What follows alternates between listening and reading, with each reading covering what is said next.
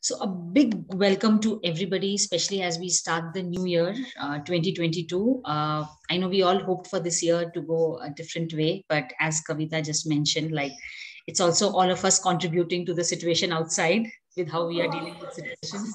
So I'm hoping that all of us also change, become more grounded and centered, and learn to deal with things around us in a much better way in this year, so that this thing gets at least neutralized faster than what we are hoping for. So today, before we ended this year in 2021, we had done a topic on parenting and diseases, and that was something which we still felt that it was incomplete because there was still a lot more to be spoken about, and people had a lot of questions. So we decided to start this year also with that, and then take it into something else. So over to Kavita. Thank you, Dipti, and wishing everybody a very, very happy new year. All I can say at this point is just that stay safe and stay healthy. Nothing more and nothing less. Right. It would be nice if everybody could have the videos on. See, anyways, we are not being able to hug anybody. We are not being able to meet anybody. Let's at least see each other, thanks to the whatever technology that is available to us. Okay. So, Dipti, we had spoken a lot about parenting last time. And at that time, it was like a lot of people are out on vacation and we didn't have enough people. But apparently, it seems people have still not come back from the vacation. So anyways, does anybody have a pressing issue around their children right now? Whoever is present, anybody has a pressing issue with the children? Okay. So when we are talking about parenting, what first we need to understand is that till now, at least till my generation, a lot of us have been blindly following whatever we have learned from our parents, correct? This is how they raised us. This is how we are raising our children. We have just continued that process. And then one fine day, somebody like me, somebody like Dipti, we come across a situation that forces us to think that whether what we are doing, is that the best thing for a child or not. And it is amazing to understand, and quite something that will take you aback, is that the minute your child is born, your job is actually over. How does that sound to you? It's scary. Why is it scary? Unbelievable. Why is it unbelievable? Why is it scary? Dipti? I think it's also scary because it's a long process. It's not like the child is just given to you. So in that 9 months, when you're, at least as a mother, when you have the child in the womb, you kind of develop some kind of a bond. And then when the child is given to you, and even from society and even internally, you are like, okay, this child is mine now. And I can say from personal experience that it may not be at that moment itself, but over the years, the love which you feel for your child is of a very different nature than what you feel for any other relation. Okay. That possessiveness. You used a very nice sentence. You said the child is mine. So what happens is we start feeling an ownership of our children. Ye mera hai, my child, right? And with the minute you do that, what are you actually saying? You have some kind of an authority, some kind of a right over your child. And so you are going to decide what is going to happen with your child. Yes. And that doesn't happen. Because each child is born with their own blueprint. They have decided what and how are they going to live in this life. They come with the baggages of their past lives.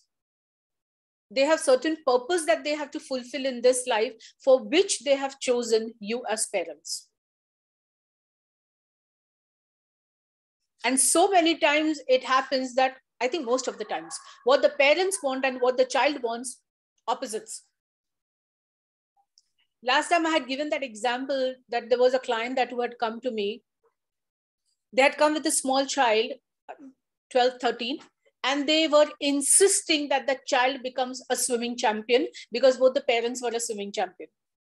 National level swimming champion. I said, okay, so train him if he wants to be. No, but he's scared of water. Now see what is happening here. Both the parents, national level swimming champions, gold medalists, and their child is scared of water. पानी के पास जाने को उसकी जान जा रही है. Forget learning swimming or going inside the water. And the parents are no. He has to learn swimming. He has to carry forward whatever dreams we have for him. We want him to go for Olympics, whatever is their story. I actually had to tell the parents to get out of my therapy room, and I wanted to speak to the child alone. And I said, what is it that you want? He said, I'm scared of water. I see water and I feel I'm going to drown. I said, has it ever happened in your life? Like, that you entered water, you had a drowning experience or anything? No, nothing like that. And still the fear was so much clearly visible on that child's face. Like, it was as though his hands had started sweating and he was literally gone cold. And then with the permission of the parents, I did a regression with him. This child in the last life has died out of drowning in a flood. In a split second, this child's entire family is wiped out of water with water. And he also dies a terrible death drowning. What makes you think that this child is going to become a swimming champion? But the parents, we have decided their future. We have decided that what is the child going to do? How is it going to behave? What is it, going to become in future? And when I told the parents that, look, this is the reason your child is not being able to learn swimming, give him some time, we need to do some work. They said, what rubbish? There's nothing like past lives and everything. I said, the proof is here in front of you. And I said, there is a reason that your child has come to you. Otherwise, why would your child of all the people would be afraid of water? I can still understand he may not want that as a career. He may not want to be a sports person. But why is this child so scared of water? Because the parents had to learn acceptance. The parents had to learn to love the child just the way it is. And that's why these three souls had come together. But for whatever reasons, their karmic journey or whatever, the parents were not willing to get that. And that is where the child's fear not only just kept increasing with the water, the pressure that the parents were creating on this child ultimately got him into depression. And today that child can't do anything. So please, all you lovely parents, this is not about making you all wrong. I have also made my part of mistakes. I have also learned a lot through trial and error and through my own shortcomings. Your child has come with its own blueprint. Let them follow it. The only job that you can do as parents is guide them and support them. Now, when there is a constant this thing on the child that, you're not good enough, you are being told to do a particular thing, you are not doing that. What do you think the child is going to grow up as an adult? What kind of personality is he going to have? Constantly criticized, constantly berated. What kind of a personality is he going to be? He or she? Anybody?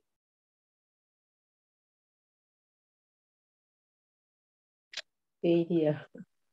Yes, Bala? Failure. He's going to grow up feeling like a failure? Yeah. But he will feel like a failure only when he will try something, no? Do you think this child has that confidence, that courage to even do anything? No. Are you understanding? Mm. Because that fear of failure is going to be so strong that the child is not going to do anything. Because in the mind, what is the recording going on? No matter what I do, they are not going to be happy.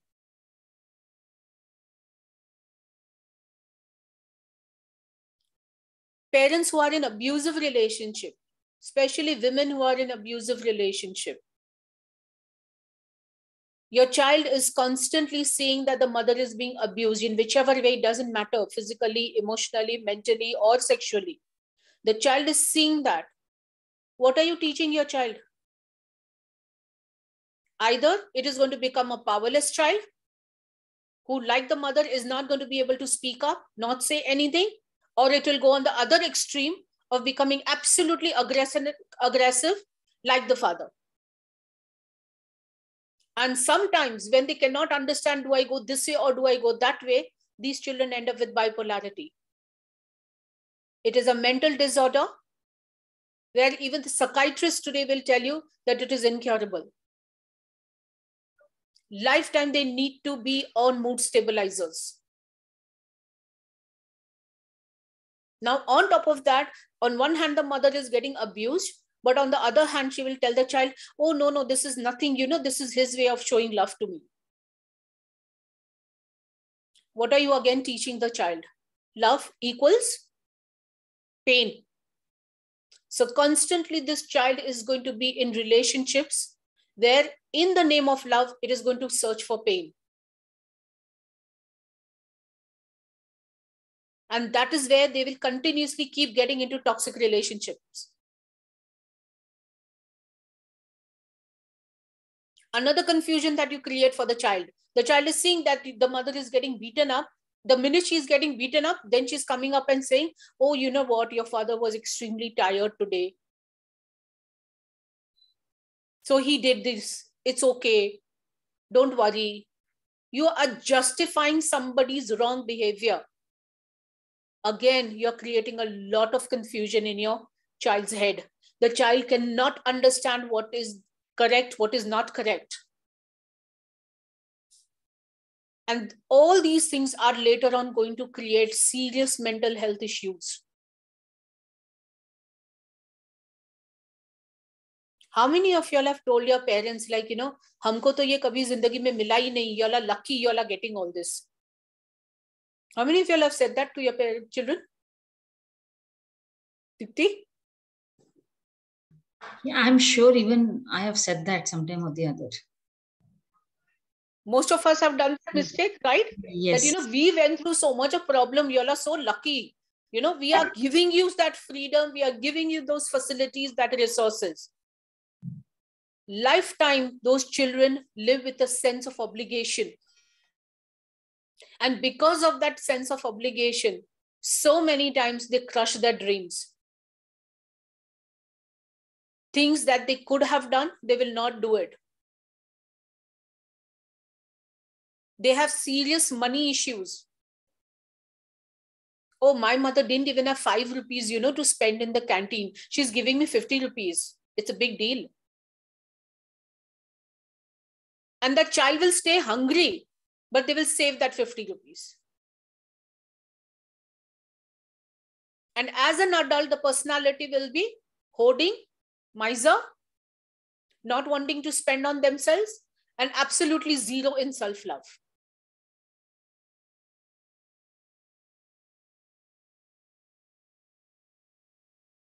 Every word that you speak as a parent is ingrained in your child's mind and heart. And that is what is going to create the future adult. And that's why, even we, when we are trained as therapists, we are taught a very interesting phrase, child even before God.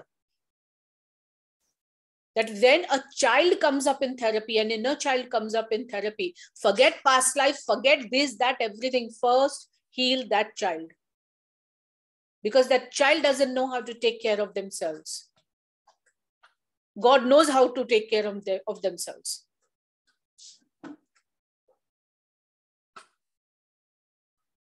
Children who have themselves have been abused as child, sexually, mentally, physically, as grown-ups, what is happening to them? Biggest example, Hitler. His father used to beat him up black and blue as a child. Who did he become as an adult? All that anger that he had for his father, it came out on one whole community.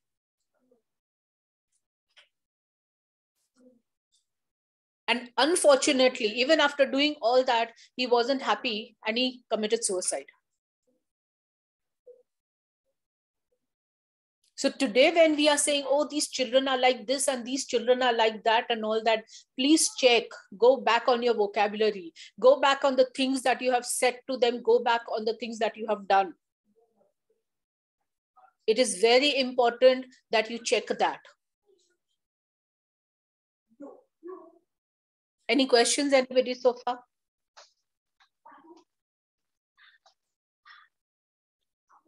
Okay. Anybody over here is aware of the mental illnesses other than depression, anxiety? Many other illnesses are also there. How many children today have addiction towards games, video games, gadgets?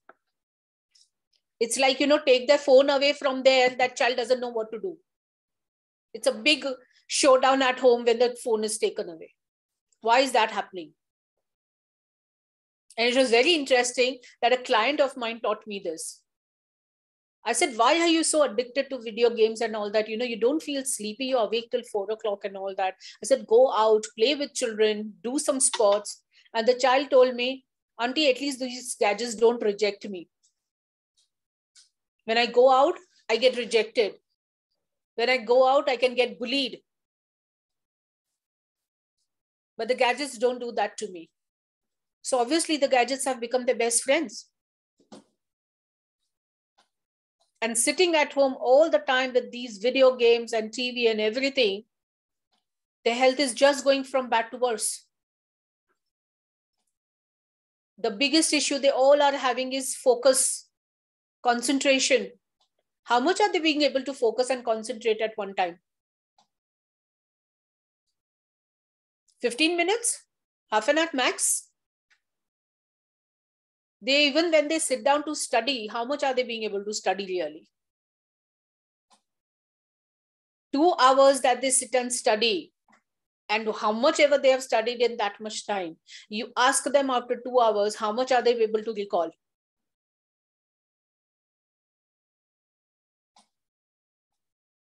Because so much of energy has got already drained into that whole video games and everything, that when it comes down to the studies and all that, there is nothing left.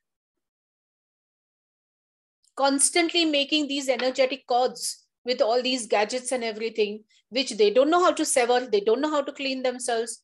It's just draining them out. And then we have these beautiful dialogues, right? 3 घंटा movies देखते हो तो कुछ थकान नहीं होती है, आधा घंटा पढ़ाई करते हो तो थक जाते हो.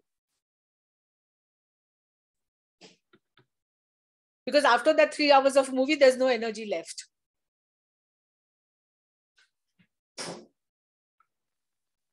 A lot of girls are still not accepted for being girls.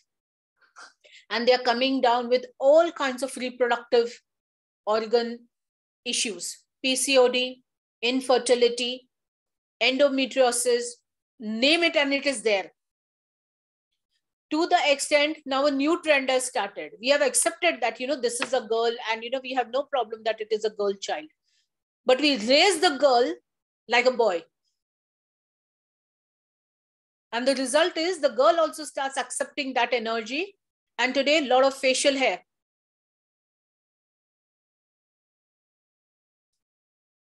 I have a client who literally has to go every week to the parlor to shave off the excess hair that she's getting like a beard. And that is the same story over there. Not happy being the girl that she is. Period problems, painful periods. All these are the issues here. So make up your mind. Do you want a girl or you don't want a girl? And if you have a girl, better raise her as a girl.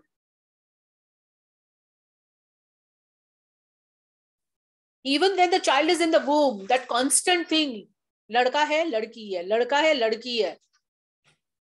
Without realizing that when the mother is constantly thinking like that, energetically, she's influencing the fetus. And that's why so many times it happens, a girl is born and she becomes a tomboy. And a boy is born with extreme emotions. And there also we beat them up. Why are you behaving like a boy? Why are you behaving like a girl?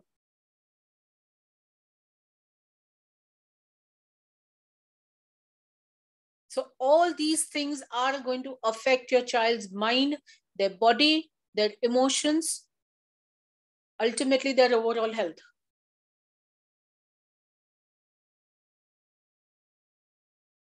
Any questions, anybody?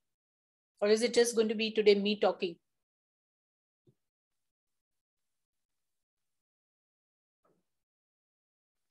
Any questions, anybody? Yeah, I have a question. Yes, Pala.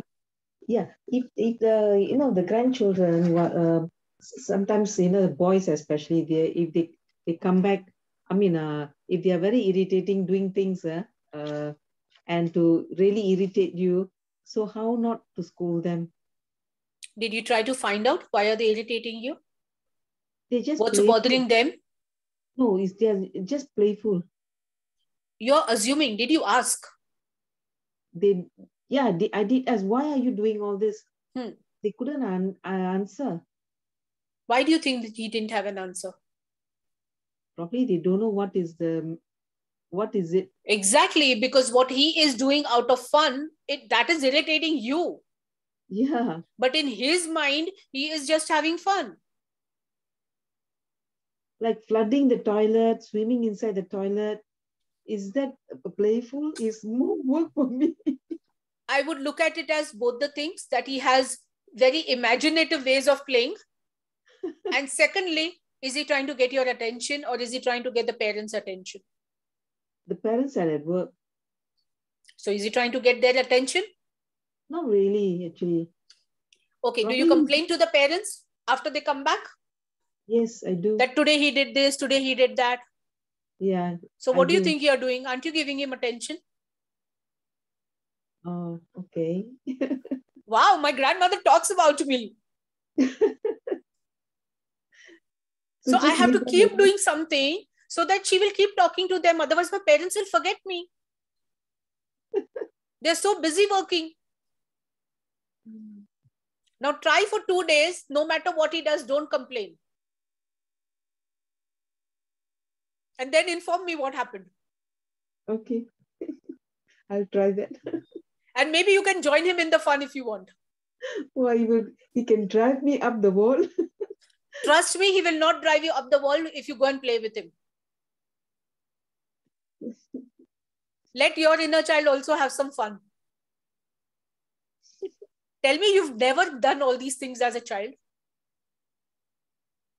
Maybe. You've done them or not? Must be. No, I don't know. You have to tell me. Have you done it or have you not done it? Yeah, I was a little naughty that time. So now when you know that what it is to be naughty, why are you getting irritated with his naughtiness? Tired. So the problem is that now grandmother is getting tired, right? But what will that child do who is full of energy? Yeah, he's full of energy. Exactly. See, what is happening here today, a lot of grandparents are caretakers, okay? But obviously, at your age, you don't have the energy that these children have. Yeah. They are hopping and skipping around the whole house. And you are like, for 5 minutes, can you sit down in one place? So it's a complete energy mismatch. Yeah. You need to find a way to channelize their energies. They have to get tired, no? To sit in one place. You are tired. They are not tired. Are you getting it, Pala? Yeah, I'm getting it. So what is actually fun for them, normal for them, natural for them? They must be wondering, why is grandmother behaving like this? Yeah, they do. Yeah, we are just playing. We are having fun. What's the problem? Why are you scolding me all the time? Exactly. He's going to ask you that only. Why are you scolding me all the time? Why are you going and complaining to my parents? Nowadays, I don't really complain, but occasionally, if it's flooding the toilet, yeah, of course, I'll do it. Be happy he did not make paper boats and start selling them. My kids have done that also. Oh. Finally, I got a nice up for them. I said, now you can fill it up with water and you can have your sailing done over there. You have to come up with your solutions over there. Because what are you going to do with that pent up, all energy filled up inside them? Tell me. Yes. Yeah. You are in your 60s, yeah? They are not. True. but I think I'm learning a lot from them. How to manage them. This is an education, another level of education for me. You will learn a hell lot of patience. That I can guarantee to you. That's my soul contract, I suppose. Yes. Your soul contract with those grandchildren of yours that, you teach me patience. And probably they also have to teach you some fun. Yeah, I guess so. Yes, because we all have become so serious. We have forgotten what it is to have simple things as fun that we used to do as children. I remember I had removed pages out of my mom's diary in which she used to write the daily hisab. And I had made paper boats out of that. And I had put them in the water during the rains. Wow. So I was not beaten up, for making paper boats and getting wet. I was beaten up because I picked up the wrong book. And me being me, I told her, I said, then you should have given me another book, no? Why will I give up the fun that I was having? Yeah. Because as a child, you're so curious with all these things, right? Yeah. Water, mud, these are the things that you will, have fun with. And now if you don't allow these kids to do all these things, well then, get them an iPhone. Nope. So rather let them have that fun. Yeah. Now that you told me about the focus problem, one of my grandson a focus problem. Probably it could be due to whatever you have said just now. Yes. Trust me, go to the market, buy him the biggest size tub that you can, fill it up with water and tell him, I'm giving you half an hour, go play. Do what you want. Let him make bubbles, let him, put water on the walls, do whatever he wants. Trust me, after that, he won't bother you. Because he's getting what he wants. He's getting the fun that he wants.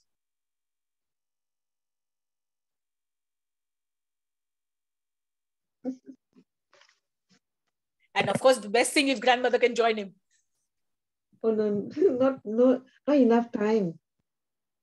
Oh my God, enough time. I don't know how to change one sentence in people's vocabulary. I don't have time. I don't have time. I don't have time. Are you realizing it's a constant negative affirmation that you're doing?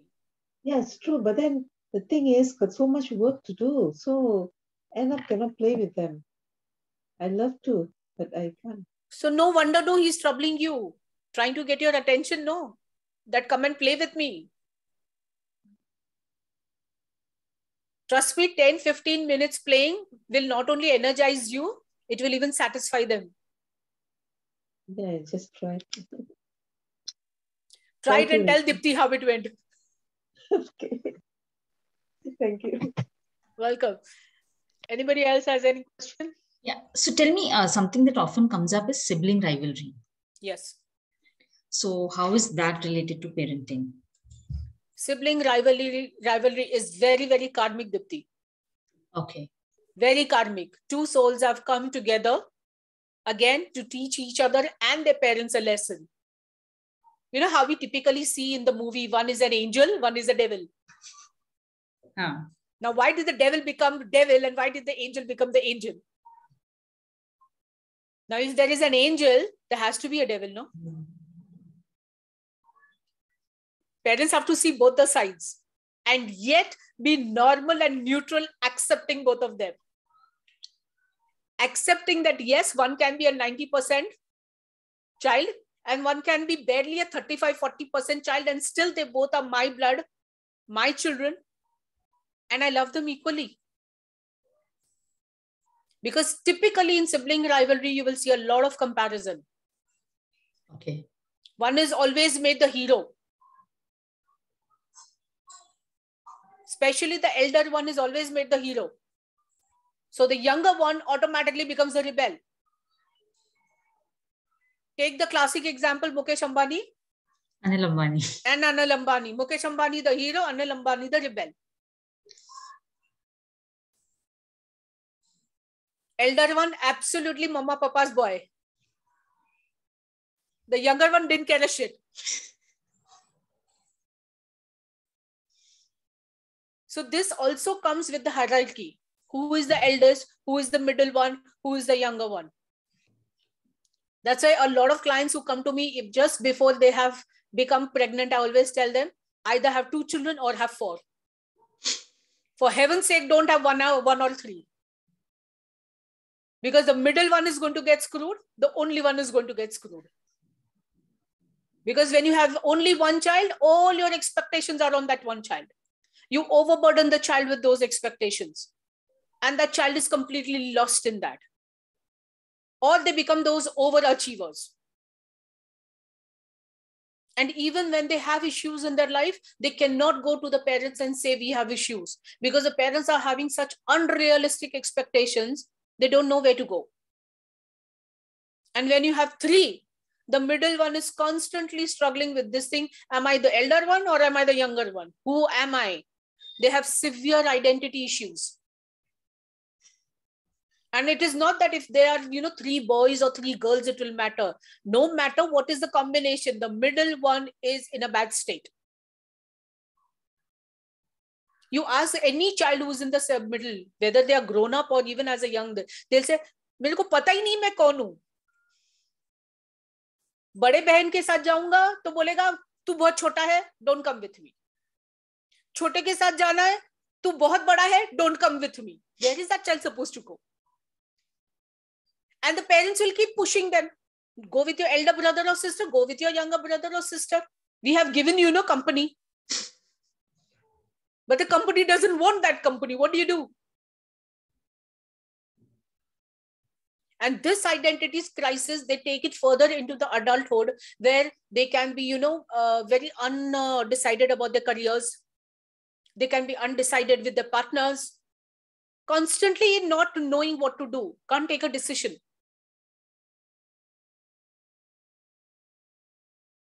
Apurva is nodding her head, so I'm assuming that she's understanding and relating, and I think she's the third one. Yes, the middle child. One.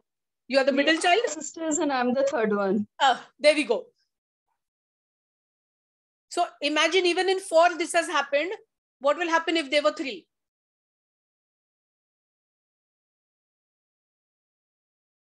All this will affect you at every level as you grow up. It creates your beliefs. It creates your patterns, and you just keep running life on auto in that.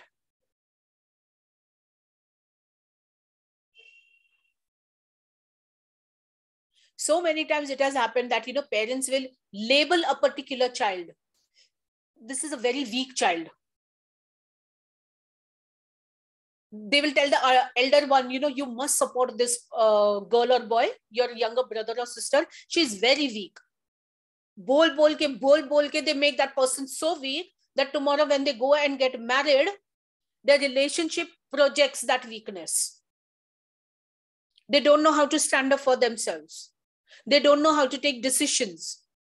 They don't know how to even say a no.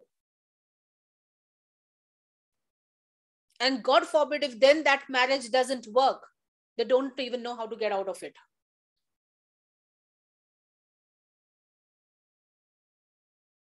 In fact, I had a client who was absolutely in this situation. She was the middle child. The elder daughter is supposed to be this absolute strong personality. Then the younger brother. The younger brother is the baby of the house. And this girl was always told that, you're weak, you're timid, this, that, everything. She gets married to an absolutely dominant man, a dominant mother-in-law. To the extent it's like nothing comes out of her mouth. Everything is choked. She came down with thyroid. She came down with high blood pressure. And she couldn't conceive. Infertility. And when I did her case study, I just asked her one simple question. Are you sure you want to have a child with this man? She said no. And she's going through IV after IV, UF after UF. And I said, what the fuck are you doing with your body? But they want a child, no? And every time she's going in for an IV, IV is failing. She's going in for any other treatment, that is failing. Finally, she conceived and she had 3 fetuses. And within 6 months, one by one, all the fetus died.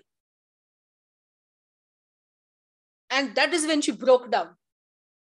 And that is when she had come to me for therapy. Because the elder sister was in therapy with me, so the elder one dragged her. And I don't know whether I should be saying this on recording or not. Dipti, probably you should edit it later on. But I am responsible for helping her run away from her marriage, from Bangalore to Pune. She came, she stayed with me for 15 days in absolute silence. And from there, she has recovered. And now today she's living all by herself and doing a job and living happily. Her entire personality had to be changed. She had to be made to believe that you're not this weak person that your parents have made you. And today she's more stronger than even the adult one, who's also in a bad marriage, but not being able to come out. So stop giving these kind of labels to your children. You know, you are weak, you are stubborn, you are arrogant. They become their characters. And it takes lifetime then to, get rid of those labels. As a child, I was always told, you're very slow. Tu itni slow hai na, teri train chhut jayegi. And I used to get nightmares, that I'm missing trains. So then I increased my speed. Then I was told, you're too fast. Can you become a little slow? So finally, I had to ask my parents, what is it that you all want? I think that day I learned this way or that way, people are going to be unhappy with something or the other that you do. Let people be. Let them live. I decide today when I want to be fast and when I want to be slow.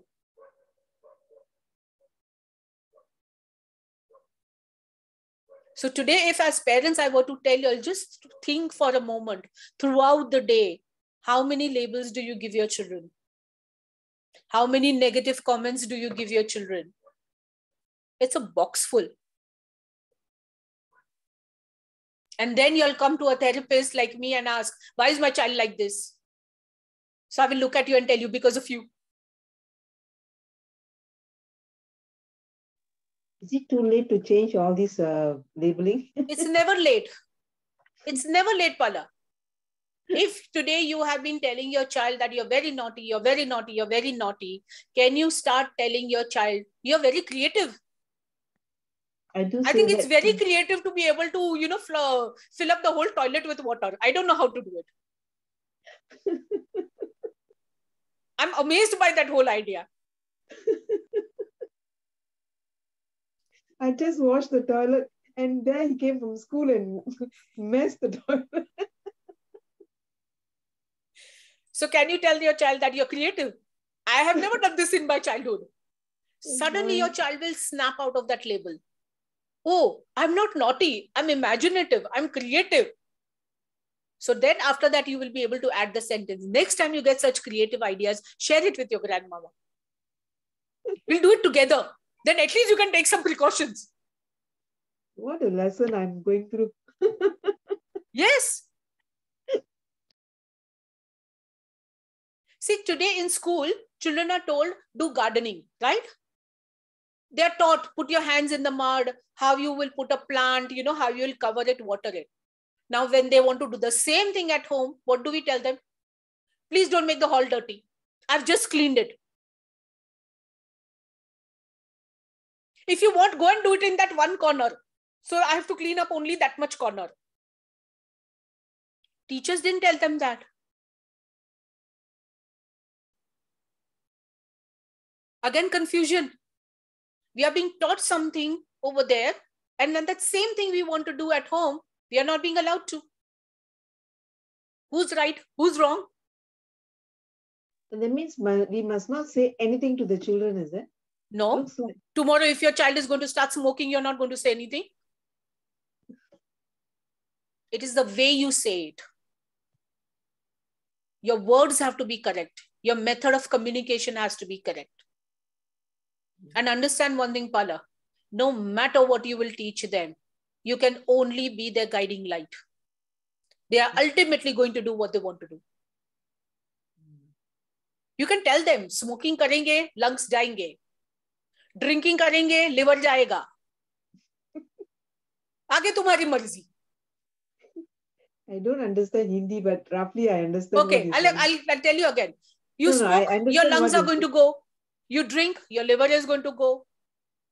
As an adult, I'm telling you that this can happen to you. Rest is your choice. What makes you think that your own children have done everything that you have told them? What makes you think they've never lied to you? What makes you think that you've told them not to do something and they've gone outside and done exactly the same thing? We all have done it. No possible. We all have done it. I don't know about anybody here who's not willing to put up the hands. I have done it. So today, when your children are doing that, you need to remember you've also gone through that process. So if today you don't want your children to lie to you, keep the channels of communication open. They should be able to come and talk to you about anything and everything. Even if they have made the biggest mistake of their life, they should first come to you and tell them that, Mom, screwed up. Tell me what to do. Uske baad, even if I give one slap to that child, but I'll still be with that child. Because that's my commitment to that child. But we could never go to our parents saying that, we've made a mistake, because mistakes are not allowed. The biggest gift that you can give your child is, if you can, and within the boundaries, let them make their set of mistakes.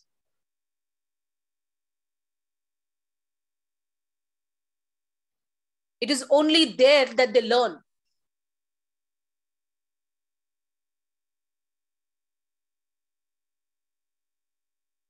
It took them 4 years before they came into the first standard to learn A to Z. Repeatedly, with mistakes, with all the crooked lines and everything, but they learned no A to Z. So why do you believe they won't learn other things? Yeah. And once they learn that A to Z, do you again now have to remind them how to write A? Yeah. It's there. Thank you for your wisdom words. Trust me, I have also been beaten up enough before this wisdom has dawned on me. That's why I said this is not about making the parents wrong. It is about understanding that the way we have been brought up, you cannot continue the same way. Times are changing. And if your parenting doesn't change, it will create issues.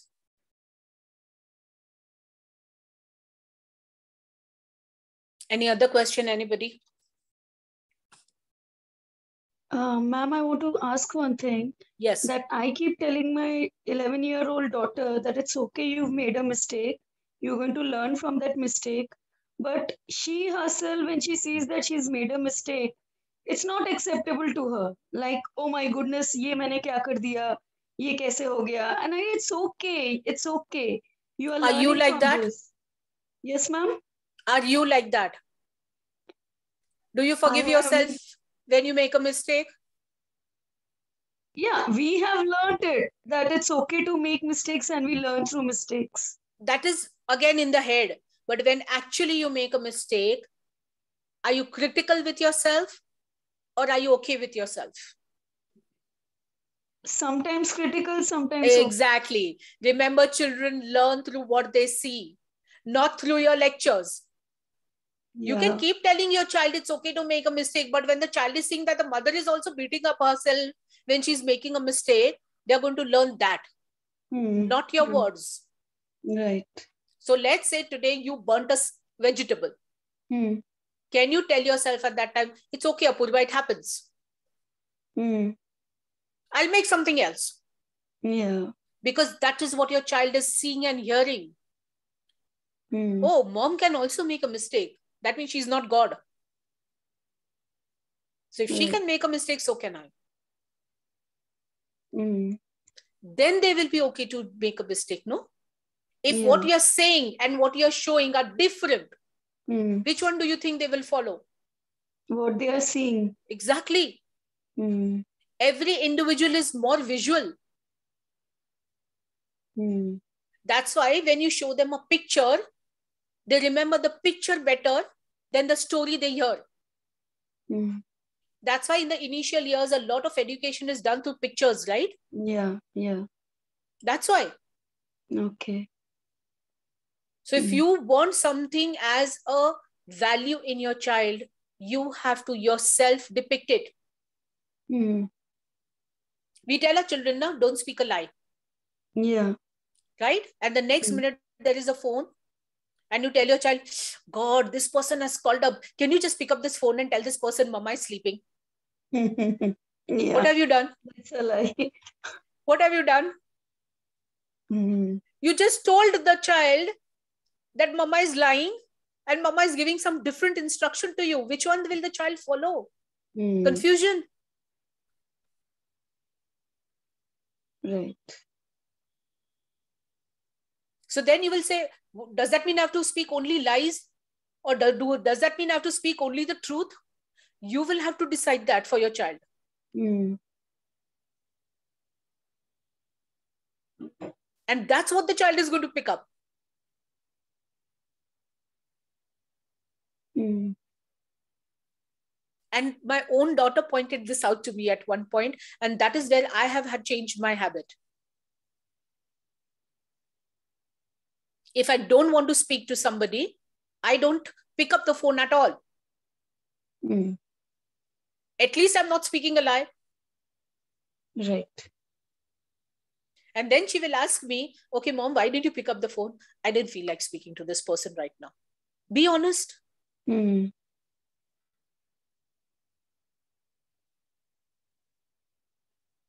Don't expect those things from your children that you are not doing yourself. It won't work. Right.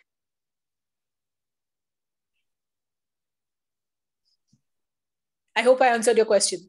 Yes, ma'am, you did. Thank you. Anybody has any other question? Okay, it's nearly 10. What do you want to do? Yeah, I think it's a very quiet group, but it was a very important topic, I think, that Kavita spoke about today. A lot of practical things that all of us as parents need to implement, because I think vocabulary is something which unknowingly, we have never been taught. Actually, we have never been taught vocabulary even in school. We have not been taught even how to speak to ourselves. We've not been taught how to speak with others. We've been taught the book language, right? How you're going to write answers in question papers. But how is that going to be useful in your daily life? I mean, I can understand, exactly how Pala must have felt that I've cleaned the whole toilet and the minute he comes and he messes up the whole thing. Very normal and natural for you to, get fused. But at that time to remember that, no, this is not how I'm supposed to react. I need to respond. That's also going to need practice now. Because you're so used to reacting.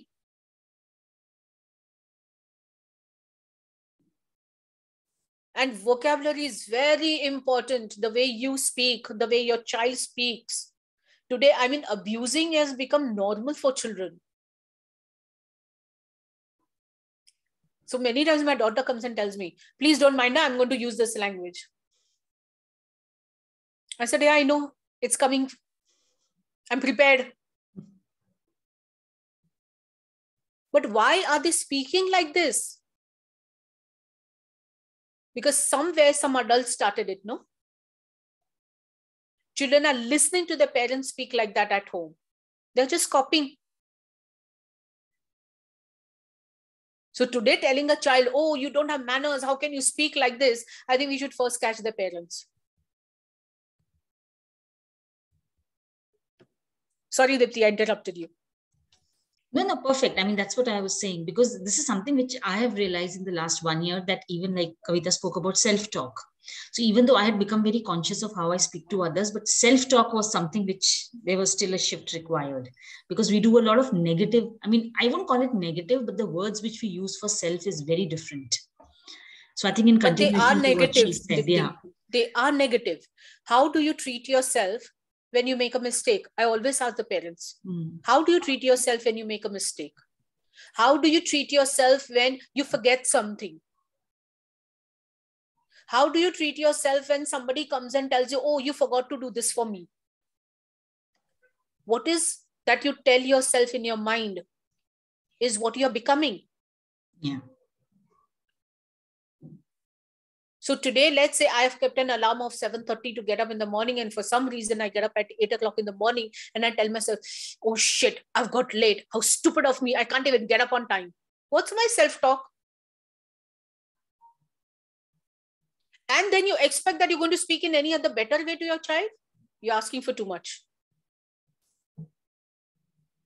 Because your normal language is the first instant reaction is of criticism, no? Of putting yourself down.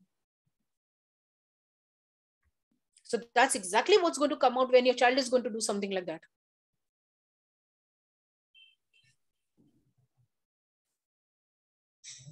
So it would be a good homework for all of us, like, check how do you speak to yourself throughout the day.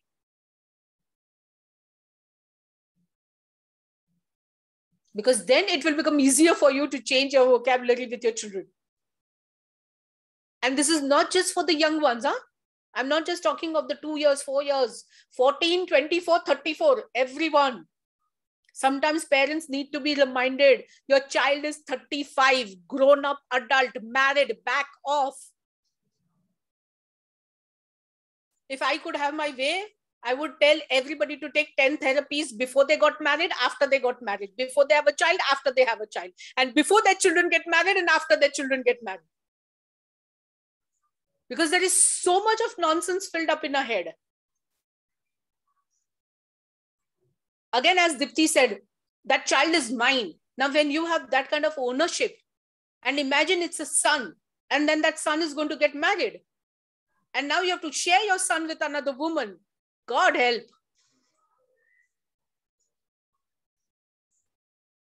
So that one little mistake that poor new girl is going to make in your life and in your family, it's enough to create the whole Ekta Kapoor serial drama.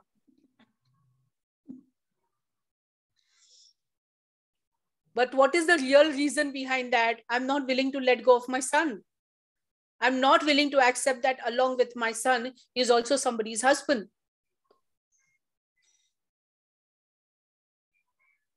Can you imagine the men who go through this torture being, like a shuttlecock between two women? Their life is hell. We only look at the daughter-in-law who's being tormented by the mother-in-law. Somebody look at the guys also.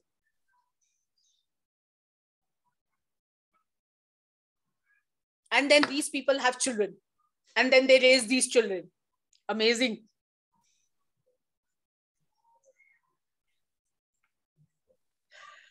All right. I think that was really lovely. I think, as you said, a homework for all of us to start becoming aware, because I always say awareness is the first step. So let's start becoming aware of the words that we use for ourselves and for people around us. And then take it from there. The second step then is to start changing those words, which we ourselves find. So I always say, recently someone had told me that, we are a very violent society. A lot of physical violence happens. According to me, violence is not just physical. Violence also happens through words. Violence also happens through thoughts. So yes, we are a very violent society in every way. Like she said, when the daughter-in-law comes, the expectations that the whole in-law side has of her, that's also violent according to me. Expecting her to adjust, adapt to everything from day one, not giving her a chance. So, even when we buy a new phone and we start that new phone, and before we understand that whole phone, upgraded version, it takes us a week. This is a human being who has stepped into your house, leaving everything behind. Give her at least a few months. First of all, that expectation itself is wrong, that she has to adjust. So I'm just saying that violence is, so the way we use vocabulary has to be really, really looked at, because we look at vocabulary in a very limited way. But in my opinion, words have a much larger way and a more larger role to play in our lives. It starts with thought, how we think.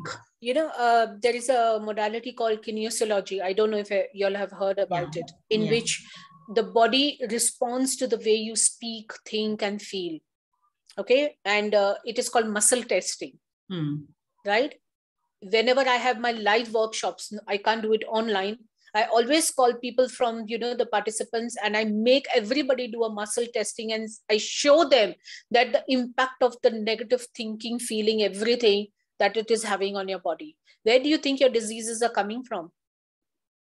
If I'm every day in the whole day, even telling myself 50 times, I'm not good enough, I'm not good enough, I'm not good enough. After 1 year, what kind of a person am I going to be? Zero confidence, no self-worth, not wanting to do anything, afraid of trying anything new. I will not be this person who can sit here and talk without a script or anything so openly and clearly with so many unknown people. I can't do it.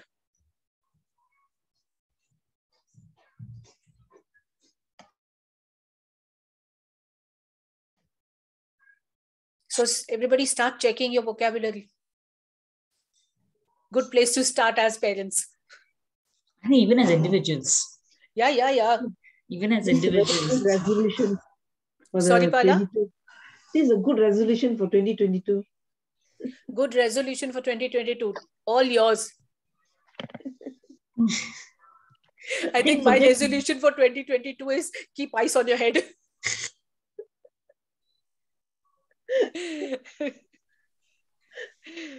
All right. No, it's a good place to start in 2022. And with that, thank you so much. Thank you. I think that was really a very, very good discussion. It was an excellent discussion in all ways. And I'm really hoping that, even if everybody can change a little bit of their interaction with themselves and others, I think that would be really, really nice. Yes. So, thank you, everybody. Yeah. And next Friday, infertility? Next Friday, infertility. Okay. Yeah. So what's most surprising is that in between from Friday to Friday, I have a lot of requests for things, but when Friday actually comes in, people don't attend. So I am actually hoping that, yes, next Friday, a lot of all those people who have requested do come and attend.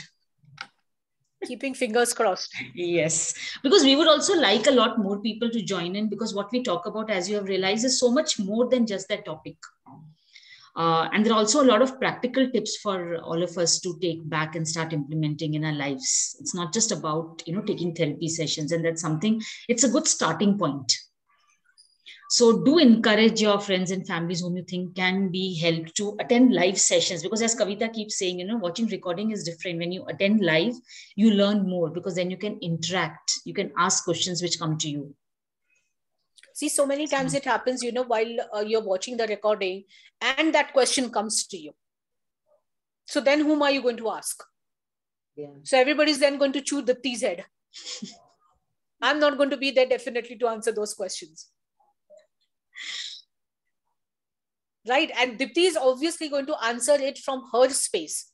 Okay. She being the owner of Heal Clinic and everything, I'm going to answer it from my space as a therapist and a counselor, right? Yeah. So again, your answers are not going to be answered the way you want them to be answered. So it is very important that you people come for live sessions. See, recording, you can always watch it again. That maybe, okay, this was, a very interesting thing. Let me watch it again. So we will see you next Friday.